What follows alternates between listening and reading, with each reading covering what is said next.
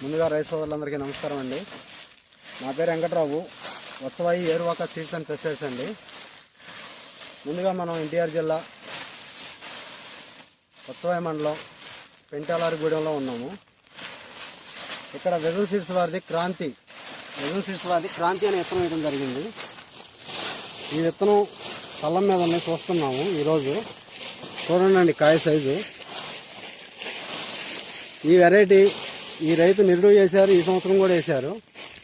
నిరుడు కన్నా ఇంకా బాగుందని అంటున్నారు రైతు. వారి మాటల్లో కూడా ఎలా ఉంది ఏంది అని ఒకసారి కనుక్కుందాం. కాయ సైజు కూడా బాగుందండి. ఈయనండి రామారావు గారు అండి, రావూరు నాగేశ్వరరావు గారు రైతు వచ్చి. ఒకసారి వాళ్ళ మాటల్లో కనుక్కుందాం ఎలా ఉంది ఏందని. నాగేశ్వరరావు గారు చెప్పండి, ఎలా ఉంది వెరైటీ? పోయిన సంవత్సరం పెట్టినండి వెరైటీ బాగుంది.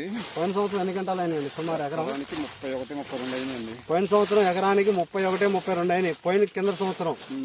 ఈ సంవత్సరం ఎలా వస్తుంది అనుకుంటున్నారండి?